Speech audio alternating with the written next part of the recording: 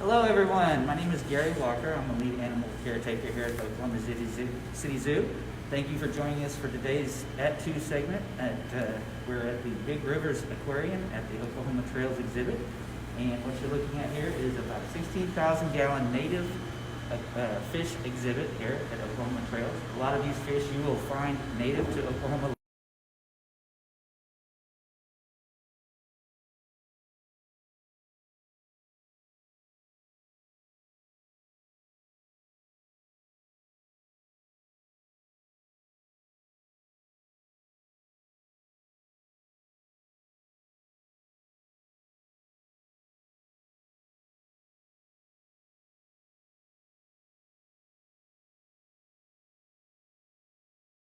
Originally a saltwater fish, and it has been acclimated to be able to live in freshwater lakes, and it's a very popular game fish in Oklahoma. One particular lake in Oklahoma that they are popular as a game fish would be Lake Texoma. It's pretty much renowned for its striper population throughout the U.S. A lot of people come down to experience that game fish. Sorry, Gary, real quick, can you point out a striper for us? Yes, well, the stripers that we have are a hybrid species, and they're the ones that are striped right there like that. Oh. Those are hybrids between sand bass and the stripers. Beautiful.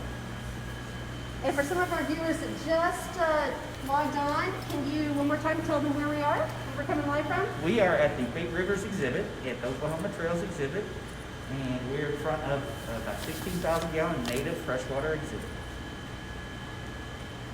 16,000 gallons, wow. So you and your team, you take care of this aquarium and all the fish? Yes, we do. We do all the life support systems, the feeding, the husbandry, and the overall maintenance and care for these animals on a daily basis. And what's your daily routine like here caring for these fish? It's a combination of all those things. We do daily feeds. We do have fast days, a couple days where they let them fast, because a lot of these animals are opportunistic eaters, so they don't have to eat every single day. We also dive the exhibit for cleaning and gravel vacuuming the sand in the bottom, and we also maintain the filtration and make sure all the filtration and the pumps and everything are operating properly, and we achieve a good water quality for the animals. About how many fish do we have here in this aquarium tank? Oh my gosh, I think there is probably, you're looking at about 3 dozen, maybe give or take a little bit. We'd have to kind of do a quick count on the bluegill and a lot of the bass. And do you have a favorite fish? I kind of like the hybrid stripers, but also the blue cats are very personable. They seem to come up, and They seem really interested in what's going on. they do. These are some big catfish. Can you talk a little bit about the catfish? Are they kind of the rulers of the aquarium, or the boss? Well, the blue cats in particular, they're not really aggressive. They're mostly always on the hunt for food. The other types of catfish found in Oklahoma, like a flathead, would be more aggressive. They're going to eat just about anything they can get in their mouths. The blue cats aren't quite as aggressive. They do get excited during the feeds, but they not really interested in the other fish, so to speak, unless they're very small. So they have a little bit more of a bad reputation than they've earned, I think. And I think, we're going to do a feeding, right? How do you guys enrich your fish here at the aquarium? Well, we do a few different things. One thing that we'll do is when we dive into the aquarium for cleaning and maintenance is we'll kind of rearrange the landscape in there, because some of these animals are a bit territorial, so they'll get an area that they like to have. So if you change that up, it's almost like a new environment for them. The other thing we do is we do different types of feeds. We'll do live worms, which is a very popular enrichment food, and that's what we're going to be feeding today a little bit. Yeah. Awesome. And while we're waiting, we got some questions via Instagram from our fans, and Sure. A really great question we received is, do all the fish get along since they're all completely different fish? They do, for the most part, pretty much get along. Now, you'll have some behaviors with the largemouth bass in particular. When they're starting to spawn, they'll dig pits in the sand, and they'll be very territorial around that pit where they're going to lay their eggs and try to raise their fry. So they'll keep other fish away from that area. But other than that, they get along pretty peacefully. And do you swim with the fish? Do you go in the tank at all? Yes, we do swim with the fish. We have a scuba line that comes down, so we are able to scuba the tank and clean everything and make sure everything's healthy and working properly. And what do you think the biggest fish we have is in this tank? What type? The biggest fish would probably be one of the blue cats that you're seeing here on the screen. They're probably around the 20-pound range, but they can get much larger than that. So those are probably our heaviest fish in here. Now on the opposite side of that, Kaylee, who's 9, asked, what is the smallest fish in the The aquarium? smallest fishes, we have a few little bluegill in here, and I'm not sure if you can find them right away, but they're kind of hiding usually by the rocks, and they're usually about as big as your hand, maybe a little bit bigger. And when people go in Big Rivers, this building here, what other animals can they see when they're over by the fish? Oh, they can see grizzly bears, black bears. We have rattlesnakes, a lot of reptiles, turtles, owls, and of course a very popular animal, which is the river otters also. And are all the species in Oklahoma Trails native to Oklahoma Trails? Yes, so that is the theme that we have here in the building. So a lot of these animals you're going to be able to find within the state of Oklahoma. That's great. So you said we're going to do a feeding? Yes, let's see if we can get that feeding going for you real quick. Awesome.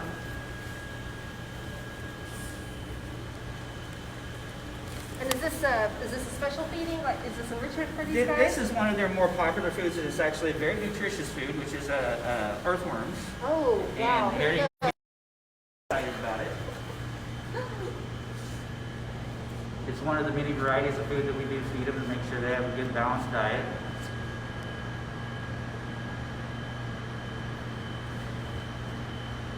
Oh, is that one of the little ones you were talking about? Yeah, that's the bluegill right there. There's a few of those. Bluegill, there we go. They come out a little better when it's feeding time. Are the worms live? Those are live earthworms, yes. Alright. Can you remind our viewers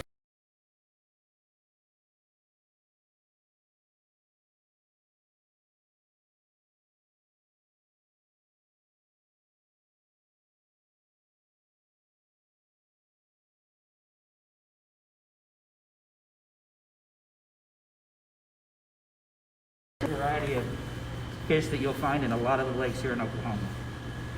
And how big is this tank? This is about a 16,000-gallon aquarium. you had said earlier that you do go inside to clean the tank. Do the fish bother you at all while you're doing that? No, they don't get very interested in what we're doing in there. We can do one other type of enrichment that does get their attention is we'll go down and feed, and we'll have like a feed ball that we can open up with some food, and then we can enrich them and give them some extra food that way. But when we're in there cleaning or vacuuming or scrubbing the rocks, they kind of try to stay clear of us, and they just kind of hang out in other areas. And we had a really great question from Madison. She's 6. She said, or asked, why do catfish have whiskers? Well, catfish usually don't have real good vision, and the waters that they live in is murky. So they use their sense of smell and touch, which their whiskers aid in that and able to find food. So that's one of the big reasons why they have whiskers. It just aids in them being able to find the things they need to eat. Great question. And do they have a favorite food? They really go for most foods really well. The earthworms, I think, is probably one of their favorites. We have chopped fish in there, like a smelt that they'll go for pretty well. But they usually are pretty eager for most types of food we put in.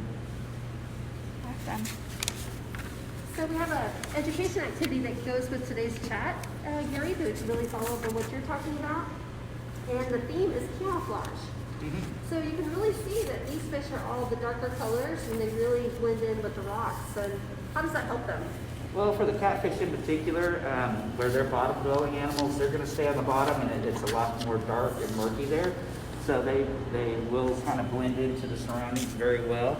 If you look at the bass, you see the underbelly of the bass is really light, but they're kind of darker on top. So if an animal is below them and they're looking up, it kind of blends in with the light coming into the surface. And if you're looking at them from the top, the dark kind of blends in with the bottom or the water below them. So that's a bit of a camouflage as well. Awesome. Really different colors than what you would see out in the ocean, huh? It's quite different, yes. And it's kind of going back to the questions we received earlier as a prompt that we had shared on Instagram story. One of them was, what temperature is the water kept? We try to keep it in the upper 60s, about 68 degrees Fahrenheit. We keep it fairly constant in that range. In the wild, they're going to have big temperature swings, and it depends on the depth of the lakes that they're particularly in. But that's a good median temperature for them year-round. And another question we asked is, why is tapping on the glass bad for fish? Well, the tapping on the glass, it may not sound very loud to you when you're outside of the tank, but when you're inside the tank, it's kind of a big pounding, and it can startle the fish or scare them. They could dart and run into some rocks, or it gives them a high stress level when that's going on. And whenever they're under a high stress, then they have more susceptibility to other issues and problems. So we just don't want to put them in a highly stressed area or situation. Of course. All right, well, we're getting ready to end this live video, but before we do, Gary, can you tell us where we're at again? We are at the Big Rivers Aquarium at the Oklahoma Trails exhibit here at the Oklahoma City Zoo, and we're looking at the 16,000-gallon native freshwater exhibit. Well, until we can see you in person, we hope you're really enjoying our OKC Zoo 2 segments. Look out for a really awesome Roadrunner exam tomorrow on our social media, and in the meantime, have a great day.